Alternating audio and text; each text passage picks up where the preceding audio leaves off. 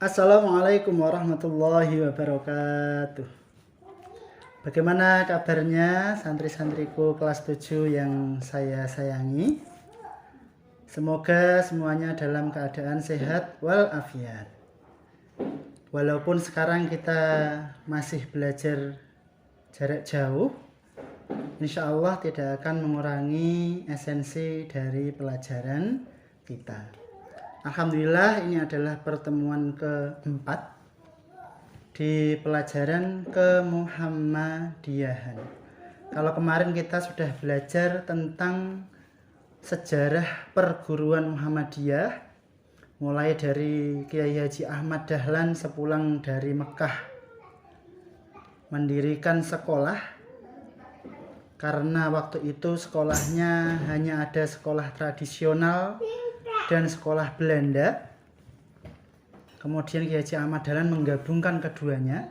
Jadi sekolahnya tidak hanya sekolah umum, tapi juga sekolah yang berisikan agama. Nah, pada hari ini kita akan belajar fungsi dari pendidikan Muhammadiyah. Jadi fungsi dari perguruan Muhammadiyah. Tentu saja Kiai Haji Ahmad Dahlan mendirikan sekolah atau perguruan Muhammadiyah.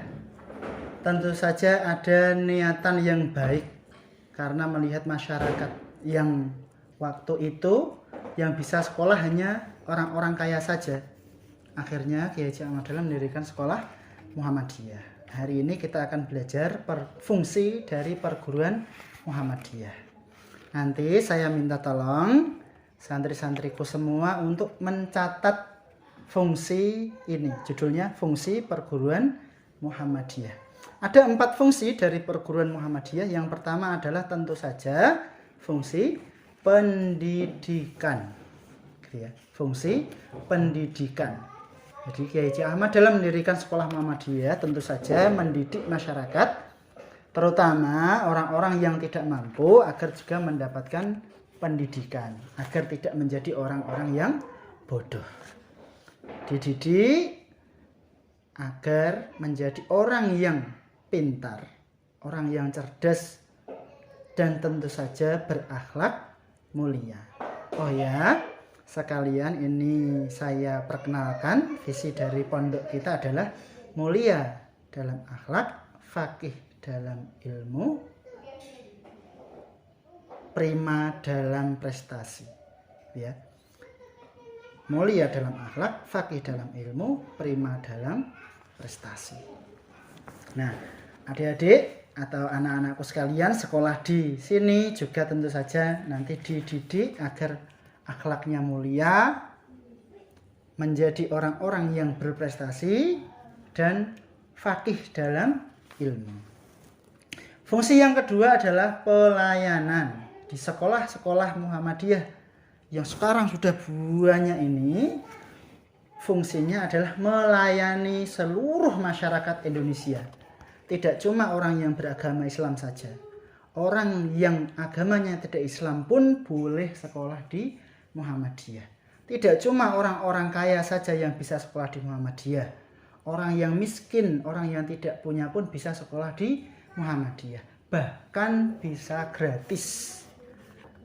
Banyak santri-santri dari panti asuhan Muhammadiyah, mereka sekolahnya gratis. Itulah salah satu fungsi pelayanan dari perguruan Muhammadiyah.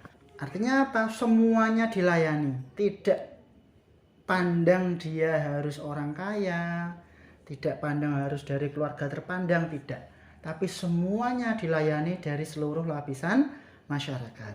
Dari yang tidak mampu sampai yang kaya, dari yang agamanya Islam sampai yang di luar agama Islam pun boleh sekolah di Muhammadiyah.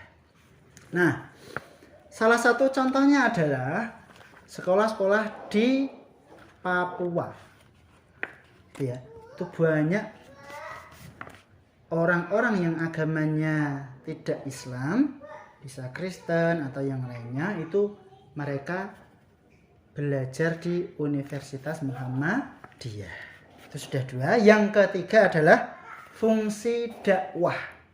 Nah, ini tadi selain belajar umum, selain belajar pelajaran umum, juga fungsi dari sekolah Muhammadiyah itu adalah berdakwah, mendidik generasi sekarang agar memiliki akhlak yang mulia, agar memiliki akhlak yang baik, agar ketika nanti sudah jadi orang, itu yang dicari bukan dunianya saja, tapi juga akhiratnya.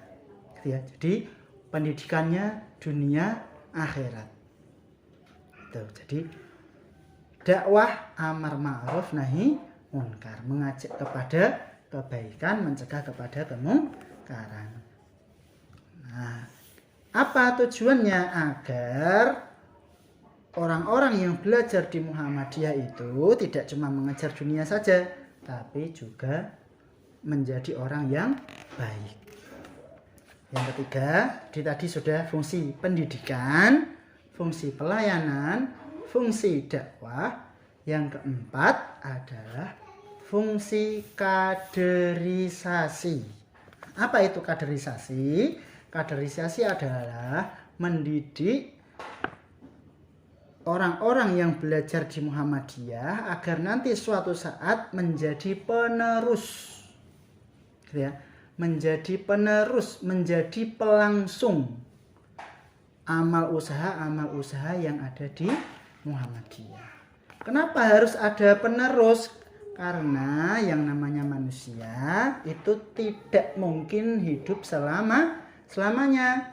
Sekarang bisa jadi saya yang mengajar kalian semua, tapi nanti ketika sudah saatnya kalian mengajar, gantian kalian yang mengajar generasi selanjutnya.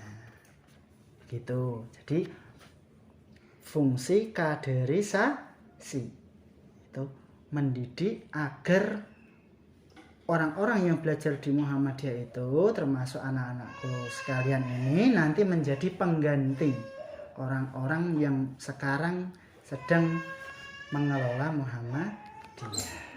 Baik, demikian pelajaran hari ini. Silakan nanti catatannya dibaca lagi.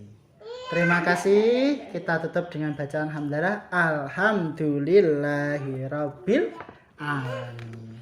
Wassalamualaikum warahmatullahi wabarakatuh.